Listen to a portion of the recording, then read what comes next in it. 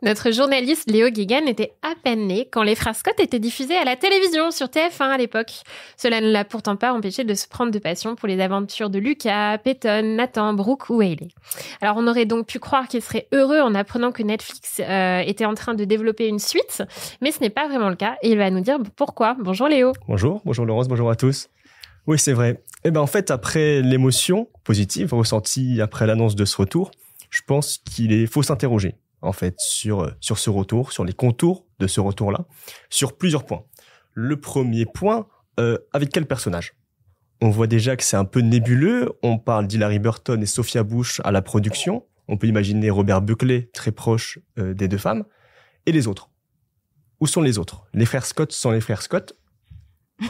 C'est très bizarre. C'est pas faux. On est d'accord. Chad Michael Murray a pas l'air très emballé. James Lafferty pas très occupé, mais il a pas l'air non plus d'être très emballé. Chad Michael Murray non plus, il est pas très occupé. Hein. Et je crois que surtout qu'il est même pas très au courant. Je tiens à dire qu'il faut lire l'interview sur téléloisirs.fr. T'as vu la perche ? Laissons parler Léo. Donc il y a tous ces personnages.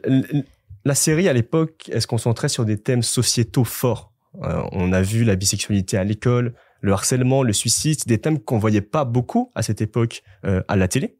Maintenant, avec les plateformes qui ont été envahies par ce genre de séries d'adolescents ou pour jeunes adultes, qu'est-ce qu'ils vont pouvoir explorer de plus ? Ça, c'est une question aussi qu'il faut se poser. Et moi, j'ai aussi envie d'avoir de l'empathie, alors que ça n'a pas commencé pour les nouveaux acteurs, qui, à l'heure des réseaux sociaux, vont être sans cesse comparés aux autres. Et ça peut être très dur pour leur carrière, pour leur début de carrière, mentalement, de voir les critiques qui risquent et qui vont, évidemment, s'abattre sur eux, sur les réseaux sociaux, même s'ils sont très bons. Allez, je vais me tourner vers la jeunette de la bande. Juliette, le retour des frères Scott, c'est oui, c'est non ? C'est peut-être... Non, moi, globalement, c'est une série que j'ai adorée. Je la regardais les samedis après-midi avec ma mère devant TF1. Voilà, on adorait toutes les deux. Donc, en plus, c'était un programme plutôt familial. Moi, alors t'as raison, Léo, j'avais pas pensé les frères Scott sans les frères Scott, c'est ballot. Déjà qu'on en avait perdu un en cours de route. Hein. C'est ça. Mais en fait, en y repensant, moi, ça me dit plutôt bien. Je pense que il y a des choses intéressantes à dire. Je suis plutôt contente de savoir que Sophia Bush et Hilarie Burton vont revenir. La seule chose qui m'inquiète, c'est qu'elles aient bien conscience que faut pas qu'elles soient les stars de la série. J'ai un peu peur qu'elles reviennent pour raconter ce que sont devenus Peyton et Brooke. Et en fait, l'ADN des frères Scott, c'est pas vraiment ça. Et d'ailleurs, sur les dernières saisons des frères Scott, c'était ça qui devenait un peu embêtant, c'est qu'on n'était plus sur une série de lycée. C'était eux qui étaient adultes, qui se mariaient, qui avaient des enfants. Donc là, qu'on nous dise qui s'est marié, qui a eu plus ou moins d'enfants, voilà, je veux bien. Mais c'est important que on raconte l'histoire de leurs enfants à elles et pas leurs histoires à elles. J'espère juste qu'elles arriveront à pas se mettre trop en avant, puisque l'ADN de la série, en tout cas, c'est ça. Et si on voulait les voir dans au centre des intrigues, on les verrait dans d'autres séries, mais peut-être pas dans celle-là. Donc c'est ma crainte. Et en même temps, j'ai tellement adoré que je suis forcément hyper curieuse. Moi, je me dis qu'ils vont changer le titre de la série, ils vont en profiter pour la rebaptiser du titre anglais Tree Hill ou One Tree Hill. C'est ce que j'allais dire, en fait, c'est que depuis tout à l'heure... Alors, parce qu'il n'y aura pas les frères Scott. La punchline, elle est super de dire les frères Scott sont les frères Scott, mais il n'y a qu'en France que ça s'appelle les frères Scott. Hein. Dans le reste du monde, ça s'appelle One Tree Hill. T'as vu comment elle est désagréable. Ça s'appelle pas The Scott Brothers. Donc déjà, ce point-là, je suis désolée, mais je ne peux pas être d'accord avec toi, Léo, et je suis pas d'accord avec la majorité de ce que tu dis. Moi, j'ai un exemple d'une série qui a connu... C'est normal. C'est rite de passage. Il y a une série récemment, moi, que j'avais adorée et qui a connu un reboot et qui pourrait être, je pense, une idée pour Hilarie Burton et Sophia Bush. C'est The L Word, qui s'était arrêté il y a quelques années, qui a connu un reboot et où en fait t'avais nos anciennes stars, certaines qui étaient là et qui un peu chaperonnaient les petites nouvelles. Ce qui permettait aussi d'avoir des nouvelles problématiques et des nouveaux sujets qu'on n'avait pas à l'époque dans The L Word. Bon, il y a eu que 2 saisons, à mon grand désespoir, mais j'avais trouvé ça intéressant. Moi, pourquoi je suis plutôt pour, c'est parce que faut rappeler qu'un peu dans les coulisses, pas qu'un peu, dans les coulisses dans cette série, on a appris plus tard qu'il y avait eu donc le créateur Mark Schwahn coupable, présumé coupable, je sais pas s'il a été jugé, en tout cas accusé de 18 femmes d'agression sexuelle, dont Hilary Burton. Donc t'as un espèce de truc, je pense, et je sais pas, je les connais pas les meufs, et par contre j'aimerais bien, en fait ce truc qui a été tellement important dans ta vie est une souffrance. Et en fait, pour moi, le fait de le faire revenir et qu'elles insistent sur le côté d'un point de vue féminin avec les deux centrales qui le produisent et dans un environnement sain, leur permettrait de reprendre à elles ce truc-là qui est important pour leur vie. Tu vois ce que je veux dire? Oui, je vois ce que tu veux. spectateurs, je vois Bah, pas en fait, trop c'est le- ça, c'est que ça s'appelle faire une thérapie. Mais pour le pense que l'on spectateur, fait. est-ce que ça a un intérêt de savoir que elles ont repris le pouvoir en termes de production?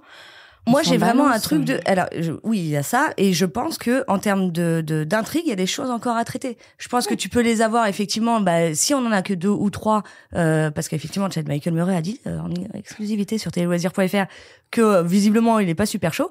Si Enfin, c'est t'as parce qu'il a pas été rappelé et que c'est un Oui. gros rageux. Hein, Voilà. Il dit j'ai trop de travail. Ouais, c'est Mon ça. gars, tu fais des téléfilms Il de tourne des Noël. téléfilms de Noël Et sur maintenant Netflix. à moitié à poil. D'avoir les 3 qui drive un peu une nouvelle génération ou leurs enfants et tout ça. Moi, j'adorais, en fait. T'as un espèce de côté un peu doudou. C'est une série qui a vachement apporté à l'époque, je pense, à beaucoup d'ados. Il y a des nouvelles thématiques, nouvelles problématiques. Si c'est fait intelligemment, mais moi, je suis 100% pour. Et en plus, ce sera Netflix, donc a priori, il y aura un petit peu d'argent pour le faire. Léo, est-ce que Émilie a réussi à te convaincre? Non. Moi, je suis toujours contre sur l'aspect de la fin. En 2012, la fin des 2 dernières saisons, après le départ de Chad Michael Murray, on avait déjà fait le tour. C'était fini. Les personnages phares ont été remplacés par des personnages plus insignifiants, moins intéressants. On parle peut-être d'un retour de Steve Nichols, qui jouait Julian.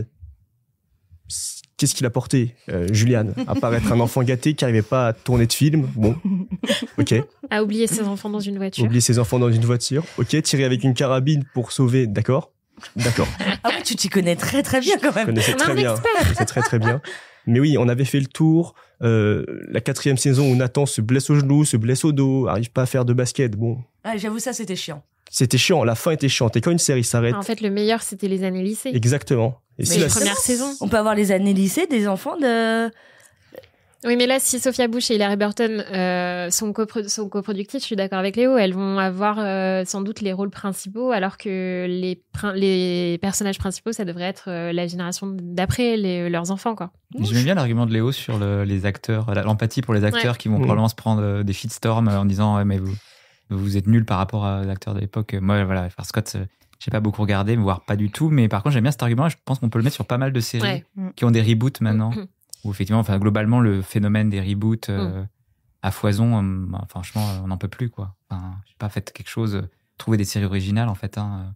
On peut faire des bonnes séries ados. Je crois qu'il y a des très bonnes séries ados aujourd'hui, style Maxton Hall ou ce genre de série, ou Heartstopper, sans avoir besoin d'aller retourner dans les vieilles recettes, quoi. Après, Alors- moi, je comprends la nostalgie. Oui. C'est tentant. Hein. En étant fan des Frères Scott, on a envie de retrouver. Mais en fait, je trouve qu'à chaque fois, on a envie de retrouver l'ambiance de la série originale, les acteurs d'origine. Et forcément, un reboot, c'est pas ça. Donc, effectivement, dans ce cas-là, autant revisionner encore et encore, comme on peut le faire sur certaines séries, et puis regarder des nouvelles fictions à la place, quoi. Donc, je pense qu'il y en a certaines, il ne faut pas les revoir. Hein. Non, mais qui ont très mal vieilli. Oui, il y en et a où qui ont mal vieilli. Ouais. Où tu peux très rapidement te dire, ouh, merde, j'ai grandi avec ça, donc on m'a mis ça. Voilà, non. Non, il y en a certaines, il vaut mieux pas. Mais les reboots, effectivement, on commence à en avoir ras-le-bol, non? Ah bah oui, enfin je veux dire, on en a à tout va. Et puis alors, on parle que des reboots, mais si on parle reboot, spin-off et tout, mais c'est un débat qu'on a déjà eu dans ce podcast, c'est que il y a une fuite de créativité, quoi. On fait des reboots parce qu'on mise sur des valeurs qui sont déjà sûres. On l'a dit pour Popstar au dernier numéro, c'est pas pour ça que ça marche. Il y a des choses qu'il faut savoir laisser dans la temporalité où elles ont cartonné. Et puis si tu rajoutes à ça effectivement les séquelles, les préquels, enfin bon, on parlait de Dune, moi j'ai bien aimé, mais en soi, encore une fois, on va chercher dans des franchises qui ont déjà été exploitées sur le plan cinématographique ou sériel, et on n'invente rien de nouveau. Et donc du coup, tous ces scénaristes, et il y en a beaucoup qui ont énormément de talent, qui passent du temps à se creuser la tête pour savoir qu'est-ce que je vais bien pouvoir encore raconter sur Marvel ou encore raconter sur Brooke et Peyton, ils pourraient le mettre au service de créer quelque chose de nouveau, et pour la nouvelle, peut-être pour la nouvelle génération aussi. Des séries ados, il y en a plein, il y en avait déjà plein à l'époque, et c'est un genre qui cartonne et qui gagne à continuer continuer d'avoir des nouvelles productions. Et là, j'ai peur qu'on prenne une bonne série d'ados et qu'on en fasse une médiocre série mémère. Donc après, moi, je suis dans l'absolu, pardon, et après je lâche le micro. Dans l'absolu, je suis pas super pour les reboots, mais dans certains cas, ça peut être super intéressant. Je prends l'exemple de Esprit criminel. Esprit criminel qui était donc diffusé à la télé aux États-Unis. Et donc, du coup, il y avait un espèce de cadre, il y avait des choses que tu pouvais pas faire, fallait pas être trop trash, fallait pas aller trop loin, il fallait pas qu'il fume, il fallait pas plein de choses. Il y a un reboot qui a été lancé sur Paramount+. On est à la saison 3, je crois. Enfin, en tout cas, la saison 2 est en cours de diffusion sur TF1 et ça continue sur Paramount+, où, du coup, comme c'est de la plateforme, ils ont plus cette espèce de cadre un peu chiant de la télé. Et donc, ça a pu donner un second souffle à la série, aller plus loin dans certaines affaires. Imaginez un tueur en série beaucoup plus intéressant. Alors, c'est horrible de dire cette phrase-là, mais beaucoup plus marquant, un peu plus violent et tout. Et donc, du coup, t'as un second souffle qui, pour le coup, apporte un vrai intérêt à la série. Oui, mais là, tu parles d'une série qui est procédurale. Les séries procédurales, c'est comme New York Police Judiciaire qui a 45 déclinaisons. En fait, c'est une enquête par épisode. Donc, forcément, tu vas avoir quelque chose de nouveau à chaque fois. Là, les frères Scott, c'est quand même assez différent dans la mesure où en fait c'est la vie des mêmes gens qu'on suit éternellement et je suis désolée, je sais que Plus belle la vie c'est diffusé depuis 20 ans maintenant, mais à un moment donné il ne peut arriver qu'un certain nombre de catastrophes ou de défraîchetés à une même personne statistiquement. C'est la fiction. Ça veut dire que la fiction c'est pas la vraie vie? Mais il paraît. Mais non. Mais en fait, je suis sûre que tu préférerais voir une nouvelle série, une nouvelle histoire avec Sophia Bush et Hilary Burton en actrice. Ah mais moi je veux Sophia Bush et Hilary Burton partout, tout le temps. Voilà. Je suis ravie que Sophia Bush ait rejoint Grey's Anatomy. Hilary Burton, j'adore la suivre sur les réseaux parce que. Qu'elle joue une lesbienne, que t'es contente. Ah non, j'étais contente avant de le savoir. Et elle est pas lesbienne. Elle est polyamoureuse. Ça me va. On s'éloigne un peu des frères Scott là. Merci. Léo, tu voulais. Ouais, sur le reboot, moi je n'ai pas, mais sur un concours de circonstances, j'étais tombé sur Gossip Girl plus jeune aussi. Oui. Et je suis aussi tombé sur le reboot, de Gossip Girl, donc dans ce même univers. Ouais. Ça a été catastrophique. Mais c'est ça. C'était catastrophique. Et en fait, les frères Scott, ça risque potentiellement de faire la même chose que ce reboot de Gossip Girl, très très très cringe, très très bas de gamme, ou ce que je disais tout à l'heure, on va comparer le soi-disant antagoniste à Stock Bass, mais non quoi. Tu viens de nous faire essayer de nous faire croire que t'es tombé sur Gossip Girl et que du coup t'es tombé sur le reboot. Tu nous prends vraiment pour des bananes flambées. Oui, voilà. Merci Léo. On se dit rendez-vous 2025, 2026 plutôt. Je pense que le temps que la série soit écrite, tournée, produite, post-produite, pour juger sur pièce pour le coup. Merci Léo. Merci.